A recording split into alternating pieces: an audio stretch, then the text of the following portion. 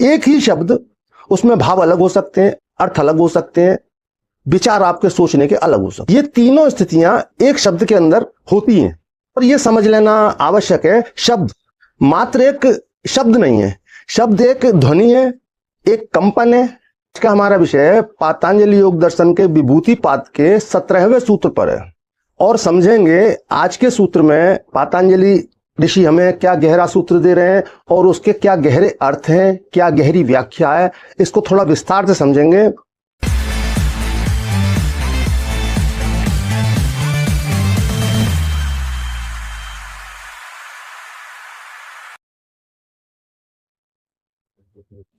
साथियों, मैं योगी हमदर्द गिरी आप सभी के अपने चैनल योगी हमदर्द गिरी में स्वागत करता हूं। आप सभी को बहुत बहुत प्रेम। साथियों, आज का हमारा विषय पातंजलि योग दर्शन के विभूति पाद के 17वें सूत्र पर है और समझेंगे आज के सूत्र में पातंजलि ऋषि हमें क्या गहरा सूत्र दे रहे हैं और उसके क्या गहरे अर्थ हैं, क्या गहरी व्याख्या है, इसको थोड़ा विस्तार से समझेंगे क्योंकि आज का सूत्र थोड़ा बड़ा है, तो इसे स्टेप बाय स्टेप समझेंगे। तो शुरू करते हैं आज का सूत्र। अर्थ प्रत्ययानाम तराध्यासात शंकरः तत्व विवेकात भूत रूत ज्ञानम। तो अब इस सूत्र को, क्योंकि यह सूत्र बड़ा है लेकिन बहुत आसान है, इसे स्टेप बाय स्टेप टुकड़ों में इस सूत्र को समझते हैं। इस सूत्र में पातंजलि ऋषि हमें बता रहे हैं कि किसी भी शब्द को जब हम प्रयोग करते हैं या सुनते हैं तो प्रत्येक शब्द का अपना एक अर्थ होता है और उस अर्थ के पीछे एक भाव होता है। तो भाव के साथ में हमारी पूर्व धारणाएं भी उससे जुड़ी होती हैं, जैसा हमने अपनी स्मृतियों से जाना उस शब्द को। साथ ही यहां पर स्पष्ट कर रहे हैं कि हर एक शब्द के उच्चारण अलग हो सकते हैं लेकिन संभव है उनके अंदर भाव एक हो। इसे इस तरह समझते हैं जैसे जीसस, कभी कहते हैं गॉड या ईश्वर या अल्लाह। शब्द थोड़े भिन्न हैं लेकिन इनके अंदर भाव एक ही है। तो इन तीनों का मिश्रण हो जाने से शब्द और भाव और जो हमारी धारणा है, जो हमारे विचार है उस शब्द के प्रति, तीनों स्थितियां मिश्रित होकर हमें भ्रमित करती हैं। तो इस चीज को थोड़ा सा और ठीक से बारीकी से समझते हैं कि इस पर किस प्रकार एक योगी संयम करके, संयम के द्वारा एक शब्द के अंदर छुपे रहस्य को, कि एक शब्द के अंदर छुपा हुआ रहस्य क्या है। शब्द एक बहुत बड़ा विज्ञान है। सिर्फ शब्द वही नहीं कहता जो शब्द दिखाई देता है, शब्द के पीछे भाव भी होता है और आपकी अपनी समझ भी होती है। यह त्रिकोणीय स्थिति है, तीन आयाम है एक ही शब्द के, स्वयं शब्द का होना और उसके पीछे भाव का होना और आपके उसके प्रति धारणाएं होना। ये तीनों स्थितियां उस शब्द के अर्थ को, उसकी गहराई को बहुत अधिक प्रभावित करती है। तो यहां पर पातंजलि ऋषि समझाने का प्रयास कर रहे हैं कि किस प्रकार आप शब्द के ऊपर संयम करें कि शब्द के अर्थ आपके सामने पूरी तरह स्पष्ट हो जाए। यहां पर समझते हैं एक समस्या के अंदर ही उसका समाधान होता है, एक प्रश्न के अंदर उस प्रश्न का उत्तर होता है। हमारे सामने जितनी भी समस्याएं आती हैं वो अपने समाधान अपने अंदर लेके आती हैं। अब जैसा कि मैंने आपको कहा कि सूत्र को थोड़ा स्टेप बाय स्टेप समझते हैं, तो प्रथम स्टेप में हम समझेंगे शब्द अर्थ प्रत्ययानाम इतरे तराध्यासात शंकरः। इस स्टेप में समझते हैं जैसे एक शब्द प्रेम है या अग्नि, कोई एक शब्द ले लीजिए आप और उन शब्द पर अगर आप समझने का प्रयास करेंगे तो तीन स्थितियां स्पष्ट होती हैं। अब जैसे कि प्रेम को लेते हैं तो यहां पर प्रेम किसी के लिए करुणा हो सकता है, किसी के लिए त्याग हो सकता है, किसी के लिए पीड़ा का कारण हो सकता है। शब्द प्रेम एक ही है लेकिन इसकी उत्पन्न प्रभाव भिन्न भिन्न है। अब सूत्र को दूसरे स्टेप में समझते हैं। तत्व विवेकात सर्वभूत रूत ज्ञानम। अब इस सूत्र की व्याख्या समझते हैं। इस स्टेप में पातंजलि ऋषि कह रहे हैं जब एक योगी संयम के द्वारा इन तीनों स्थितियों को भली भांति ठीक से समझ लेता है तो उसके लिए शब्द सिर्फ शब्द नहीं रह जाते। शब्द सिर्फ एक भाषा है हमारे अपने विचारों को आदान प्रदान के लिए।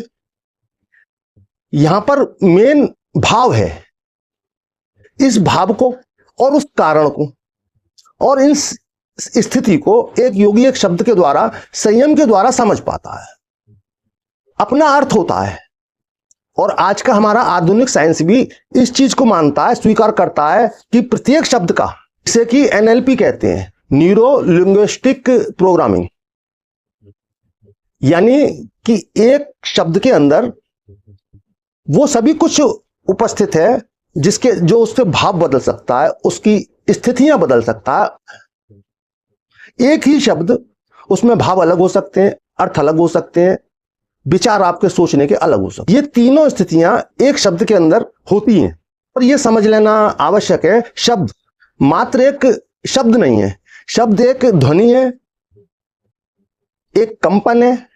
तो इस सूत्र के भाव को पूरी तरह, व्याख्या को ठीक से समझ पाए होंगे कि एक ही शब्द के अर्थ अलग अलग स्थितियों में किस तरह बदल जाते हैं।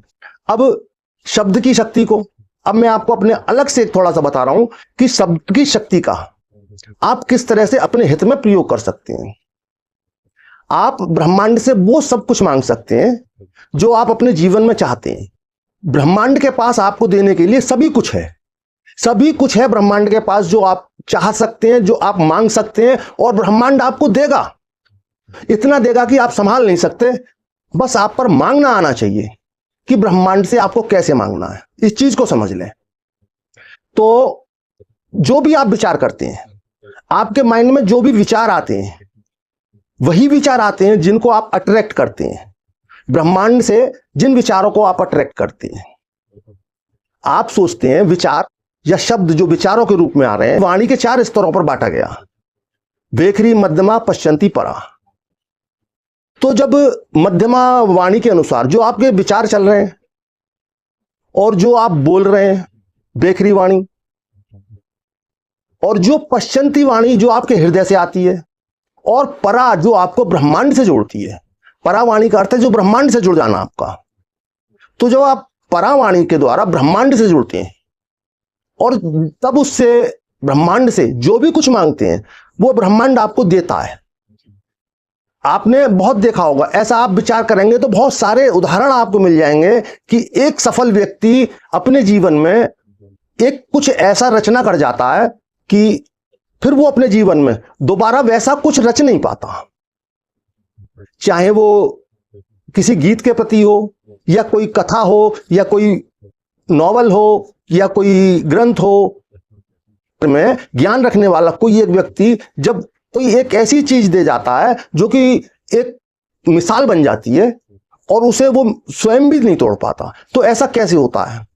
अब जैसे एक ही डायरेक्टर ने फिल्म बनाई शोले, एक ऐसी फिल्म जिसका एक एक डायलॉग लोगों की जुबान पर था, बच्चे बच्चे की जुबान पर। इतनी सुपरहिट फिल्म साबित हुई शोले।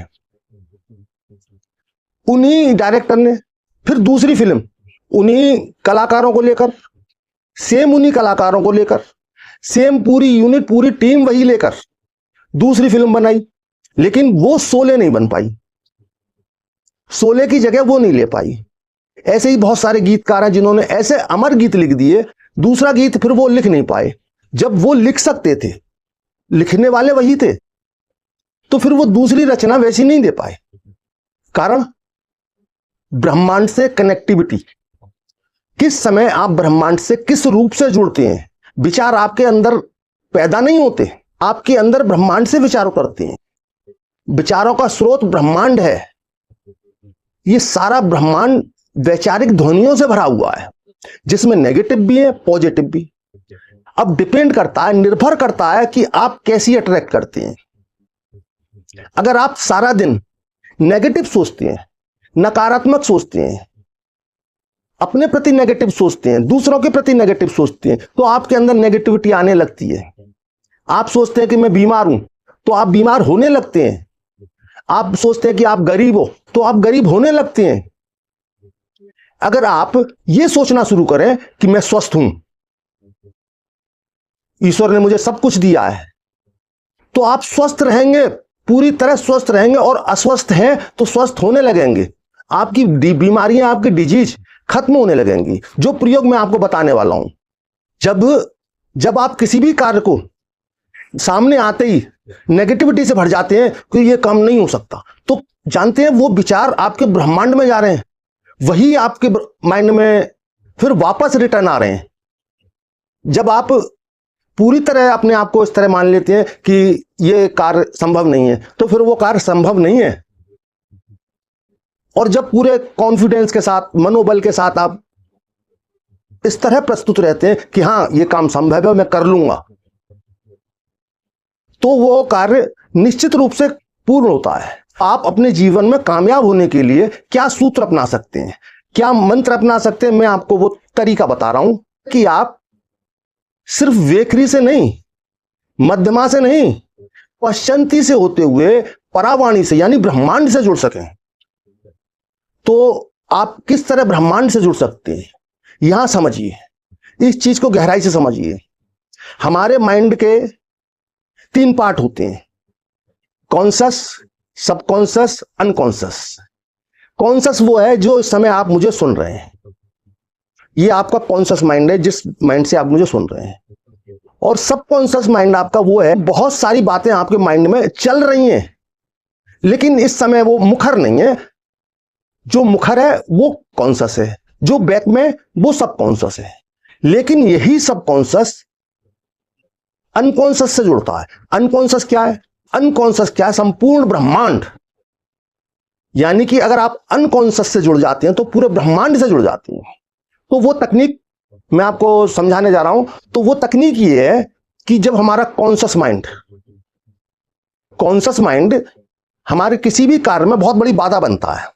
बाधा इसलिए बनता है कि जो भी विचार हमारे सबकॉन्शस तक पहुंचता है, तो सबकॉन्शस उस कार्य को पूरी तरह कंप्लीट करता है और वो कार्य हमारा सक्सेस होता है, सफल होता है। लेकिन कॉन्शस माइंड यहां पर अपना बुद्धि लगा देता है। जैसे मैंने अभी बताया कि किसी कार्य को देखते ही आप नहीं, ये नहीं हो पाएगा, तो यहां पर देखें आप, कॉन्शस माइंड पहले ही उसको इग्नोर कर दे रहा है। कॉन्शस माइंड सबकॉन्शस तक वही विचार फिल्टर करके भेजता है जो उसे उपयुक्त लगते हैं। उसे लगता है कि हाँ ये ठीक है, हो जाएंगे। तो साथियों, इस प्रयोग को करने से पहले आवश्यक है कि कॉन्शस माइंड हटे और आप जो विचार अपने सबकॉन्शस तक पहुंचाना चाह रहे हैं वो सीधे सबकॉन्शस तक पहुंचे, कॉन्शस माइंड के द्वारा फिल्टर होकर ना पहुंचे। अब समझते हैं कॉन्शस माइंड हटता कब है। कॉन्शस माइंड सम्मोहन के द्वारा हटाया जाता है, वो आप नहीं कर सकते। आप क्या कर सकते हैं कि कॉन्शस माइंड आपका हट जाए और सीधे आप सबकॉन्शस से जुड़े। जब आप रात्रि को सोने जाते हैं, सोने से और जागने के बीच में आपको पता नहीं चलता किस समय आप कॉन्शस माइंड से सबकॉन्शस में चले गए, निद्रा में चले गए। ये वही पॉइंट होता है जहां आप अपना कार्य सिद्ध कर सकते हैं। जिस समय आप रात्रि को सोने जाएं, जिस कार्य को आप सफल बनाना चाहते हैं, जो ब्रह्मांड से मांगना चाहते हैं, ब्रह्मांड आपको वो देगा। आपको पूरी तरह पॉजिटिव रहते हुए, नेगेटिविटी पूरी तरह अलग हटा के, हृदय से पॉजिटिव होकर, पूरे अंतःकरण के साथ पॉजिटिव होकर अपने विचारों को सेलेक्ट कर लें कि आपको क्या करना है। वो विचार अपने आप लिख लें और याद कर लें। प्रत्येक रात्रि को सोने से पहले, जब आप सोने जा रहे हैं, बिस्तर पर सो चुके हैं, उन विचारों को मंत्र की तरह आप मन में दोहराते दोहराते सो जाएं। या ऐसा कर सकते हैं, आप अपने मोबाइल में इस ट्रैक को अपनी वॉइस में पूरी स्क्रिप्ट बना लें, पूरी पॉजिटिव भाव से। बड़ी स्क्रिप्ट हो सकती है जो आप अपने जीवन में आगे भविष्य में देखना चाहते हैं, अपने आप को जैसा बनना देखना चाहते हैं कि आप वैसे हो रहे हैं, वैसा आपने अचीव किया है, वैसा आप प्राप्त कर रहे हैं। इस चीज को पूरी तरह 100% श्योर होकर कि कहीं नेगेटिविटी तो नहीं है, कोई वाक्य नेगेटिव कारण तो नहीं बन रहा है, इस चीज का पूरा ध्यान रखना है। एक स्क्रिप्ट लिख लें, फिर पूरे कॉन्फिडेंस के साथ, पूरे भाव के साथ उस स्क्रिप्ट को अपनी वॉइस में रिकॉर्ड कर लें और उस रिकॉर्डिंग को आप अपने मोबाइल में चला दें सोने से पहले। जब सोने जाएं आप उस रिकॉर्डिंग को चला दें धीमी वॉइस में, जरूरी नहीं है आपके कान तक पहुंचे, बस धीमी वॉइस में चलती रहे। क्योंकि जब आप सोते हैं और हमारा कॉन्शियस माइंड अलग जाता है, स्लीप में जाता है, आराम के लिए जाता है, और हमारा सबकॉन्शियस डायरेक्ट उस समय हमारे संपर्क में आ जाता है, ब्रह्मांड के संपर्क में आ जाता है, तो ब्रह्मांड की सूक्ष्म सूक्ष्म स्थितियों को वो पकड़ता है। तो आप जिस ध्वनि को, मोबाइल की ध्वनि को नहीं सुन पा रहे हैं, आपके कान नहीं सुन पा रहे हैं, आप लूप में चला दीजिए कि वो लूप में बार बार वही चलता रहे। तो सोते समय क्या होगा, जब आप कॉन्शियस से सबकॉन्शियस में एंटर करेंगे तो वो वाणी जो आपके वॉइस के द्वारा आपके फोन में रिकॉर्ड की गई है, निरंतर आपके सबकॉन्शियस में एक मैसेज भेजती रहेगी, और वो मैसेज सबकॉन्शियस तक गहराई से पहुंचेगा और इतने गहरे से काम करेगा, आप आश्चर्यचकित रह जाएंगे का जीवन वैसे बनने लगेगा जैसा आप चाहते हैं। जीवन को आप पूरी तरह रूपांतरित कर सकते हैं, आप अपनी स्क्रिप्ट खुद लिख सकते हैं, आप अपने जीवन की स्क्रिप्ट राइटर खुद हो सकते हैं। ऐसा नहीं है कि हमारा भाग्य कोई पहले से लिखा गया है, स्क्रिप्ट लिखी गई है, स्क्रिप्ट भी हम लिखते हैं, रोल भी हम करते हैं। सत्य यही है कि राइटर भी हम हैं, डायरेक्टर भी हम हैं, और कलाकार भी हम हैं। सभी कुछ हमारे ही करने से होता है, कहीं अन्य कुछ नहीं है। इसका तात्पर्य यह नहीं है कि ईश्वर नहीं है, ईश्वर है, वो एक अलग गहरा विषय है, बिना ईश्वर के तो कुछ है ही नहीं। लेकिन ये आपकी अपनी स्क्रिप्ट आप स्वयं लिखते हैं, इसको और विस्तार से मैं एक अलग वीडियो में लूंगा। अब अभी आप बस जो मैंने आपको तरीका बताया, जो मैंने आपको टिप्स दी हैं, उनका अगर आप उनका अपने जीवन में ठीक से प्रयोग करेंगे, पूरे पॉजिटिव होकर, तो पाएंगे आप आपके जीवन में चमत्कार घटित होने शुरू हो गए हैं। तो साथियों, आज के सूत्र को और आज की टिप्स को आप ठीक से समझ पाए होंगे, मैं ठीक से समझा पाया हूँगा। फिर भी समझने में या समझाने में कहीं भी कोई चूक हुई हो तो आप कमेंट कर सकते हैं कि मैं कमेंटों के सभी के जवाब देता हूं। आप लोग भी प्रश्न कर सकते हैं, जो भी आपके माइंड में प्रश्न आ रहा हो आप प्रश्न दे सकते हैं, करूंगा सभी के मैं प्रश्नों के उत्तर दे सकूं। और आप लोग भी अधिक से अधिक कमेंट करें, शेयर करें, लाइक करें, और आप अपने भौतिक जीवन में खुश रहें, मस्त रहें, तंदुरुस्त रहें, सभी कुछ आनंद अचीव करते हुए आध्यात्मिक गहरी गहरी अवस्थाओं को जाने, गहरी गहरी समाधियों को जाने और उच्चतम शिखरों को छुएं। इसी अभिलाषा के साथ आप सभी को बहुत बहुत प्रेम।